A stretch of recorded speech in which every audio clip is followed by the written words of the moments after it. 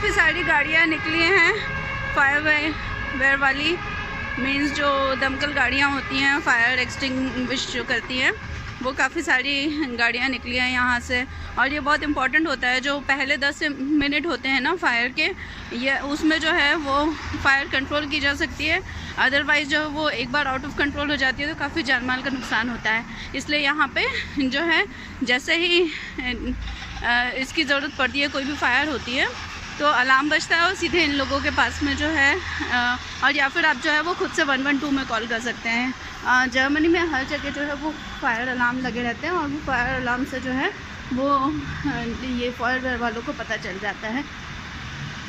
एक और चीज़ जो जर्मनी में बाकी कंट्रीज से बहुत अलग है वो है ये, स्पेशली इंडिया से, कि जर्मनी में जो है इमरजेंसी सर्विसेज को, जैसे फायर वर्क या फिर जो बाकी सर्विसेज होती है, उनको काफ़ी इम्पोर्टेंस दी जाती है और उनको प्रायोरिटी होती है। प्रायोरिटी का मतलब ऐसा कि मान लीजिए ट्रैफिक में जो है, अभी आपने जैसे वार्निंग का सिग्नल सुना है, यदि वैसे वार्निंग का हॉर्न बजाते हुए जो है वो इमरजेंसी की गाड़ियां जा रही हैं तो सारा ट्रैफिक जो है वो फ्रीज़ हो जाएगा। जो राइट और लेफ़्ट वाले लोग हैं और कार्स जो है वो अपनी कार्स को जो है वो एक्सट्रीम राइट और लेफ़्ट में जो है वो रोक देंगे और इनके जाने के लिए जो है वो जगह बना देंगे। साथ ही जो है यदि कोई किसी का सड़क भी पार करनी है तो यदि उनका ग्रीन सिग्नल होगा तो भी वो सड़क क्रॉस नहीं करेंगे और बेसिकली उन्हीं को सबसे ज़्यादा प्रायोरिटी दी जाती है। अभी जो है वो बहुत रिसेंटली जर्मनी में एक और केस हुआ था जिसमें जो है ये जो एक्टिविस्ट है, एनवायरमेंटल एक्टिविस्ट, उनने अपना हाथ जो है वो सुपर ग्लू से सड़क में चिपका दिया था और इस कारण जो है वो ये क्या कहते हैं, इस कारण जो है वो कि इमरजेंसी व्हीकल जो है वो अपनी जगह में नहीं पहुंच पाई और नुकसान हुआ। तो इस चीज़ के ऊपर अभी बहुत बैकलैश चल रहा है कि इनको रोका ही नहीं जाना चाहिए किसी भी तरीके से, कोई भी उससे, और उनका जो पूरा आंदोलन था वो कैंसिल हो गया। एनवायरनमेंट की तो अब छोड़ दीजिए कि यदि किसी की जान गई है तो जो है इस कारण से उन्होंने अपना आंदोलन ही कैंसिल कर दिया। तो ये एक चीज़ है। तरीके से जो है वो इमरजेंसी के समय जो है इन लोग टाइम बचाते हैं और जल्दी से सर्विसेज देते हैं। वो तरीका ये है कि जर्मनी में जो है वो डॉक्टर्स या फिर इमरजेंसी डॉक्टर्स या फिर नोट जो है वो अलग गाड़ियों में चलते हैं। तो जैसे ही वो पहले पहुंच जाते हैं तो वो है ना पेशेंट की जो है वो केयर करना शुरू कर देते हैं और पेशेंट जैसे ही ठीक ठाक सिचुएशन में होता है तो वो अपनी अगली जगह चले जाते हैं। तो ऐसे में डॉक्टर्स का बहुत सारा प्रीशियस टाइम बचता है।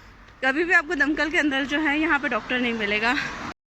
जो फेनोमेना मैंने आपको पहले बताया था कि जब है ना जर्मनी में ट्रैफिक जो है ऑलमोस्ट फ्रीज़ हो जाता है, राइट में की गाड़ियाँ जो है वो एक्सट्रीम राइट में चली जाती हैं और लेफ़्ट वाली गाड़ियाँ जो है वो एक्सट्रीम लेफ़्ट में जाके रुक जाती हैं और बीच में एक गली बन जाती है जिसको जो है वो रेटुंग्सगासे कहा जाता है। रेटुंग्स का मतलब होता है बचाव और गासे का मतलब होता है गली। तो इसमें जो है वो सारी इमरजेंसी की गाड़ियाँ जाती हैं। और तीसरी एक चीज़ जो है वो मैंने देखी है, इंडिया में लोगों में बड़ी टेंडेंसी होती है कि ना यदि किसी के साथ कोई एक्सीडेंट हो गया है तो लोग उससे जाके पूछते हैं कि भैया क्या हो गया, ये है वो, या फिर तमाशा भी, बहुत सारे लोग होते हैं वो तमाशा देखते रहते हैं कि क्या चल रहा है।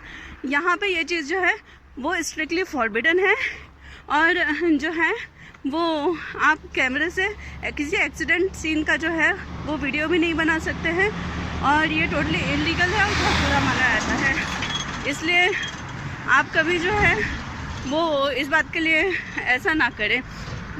तीसरी एक और बात जो मैं ड्राइविंग के समय सीख रही थी वो ये है कि यदि आप किसी जगह जा रहे हैं और आप देखते हैं कि वहाँ कोई एक्सीडेंट हुआ पड़ा है तो और आप कुछ नहीं करते हैं तो ये भी टोटली इलीगल है। यदि आप वहाँ से बिना सामने वाले इंसान की हेल्प करे हुए जो है वो निकल गए तो जो है वो भी एक बहुत बड़ा लीगल प्रॉब्लम हो सकता है आपके लिए। हर किसी को जो है यहाँ पे जब वो ड्राइविंग लाइसेंस बना रहा होता है ना तो एक फ़र्स्ट एड की क्लास लेनी होती है। उस फर्स्ट एड की क्लास में क्या होता है कि आप जो है वो पेशेंट को CPR देना सीखते हैं, और किसी भी एक्सीडेंट के केस में क्या क्या किया जाना चाहिए, उसके एयरवेज को क्लियर करके उसको कैसे लेटाना है, ये सब चीज़ें। अभी इसी बात पे एक और बात बताऊँ, और उस जगह को ना सील करना पड़ता है, उसके आसपास जो है वो ट्रैफिक कोन वगैरह रख के और रिफ्लेक्टर वाली चीज़ें रख के जो है आपको खुद को सिक्योरिटी वेस्ट पहननी पड़ती है, फिर जो है उस जगह को सील करना पड़ता है, और फिर जो है वो आपको जो है वो उसके लिए हेल्प बुलानी रहती है इमरजेंसी नंबर में कॉल करके। और एक और इम्पोर्टेंट बात है कि यदि आप कोई एक्सीडेंट सीन देखे ना, तो ऐसा नहीं करना है कि कोई का एक्सीडेंट है तो आपने उसे उठाया और अपनी गाड़ी में बैठाया और उसको लेके चले गए, और उसके बाद उसको जो है वो डॉक्टर के यहाँ लेके चले गए। ऐसा नहीं होता। आप जो है वो वहीं पर रहेंगे पेशेंट के साथ में, और फिर जो है वो जब तक इमरजेंसी सर्विसेज आएगी तब तक आप उसको ज़रा भी मूव नहीं करेंगे। एंड इट मेक सेंस, क्योंकि है ना देखिए, आप तो कोई प्रोफेशनल पर्सन है नहीं, और ना आपके पास वैसी चीज़ें हैं, तो और ज़्यादा यदि नुकसान हो गया उनका, कि मान लीजिए पसली खिसक गई या कुछ और नुकसान हो गया, तो उसके रिस्पॉन्सिबल आप होंगे। इसलिए इस चीज़ का ध्यान रखें। तो जर्मनी के बारे में आपको ये इन्फॉर्मेशन कैसी लगी? यदि ऐसी इन्फॉर्मेशन आप और जानना चाहते हैं तो मेरे चैनल को सब्सक्राइब करें, इस वीडियो को लाइक करें। We will meet again, bye bye.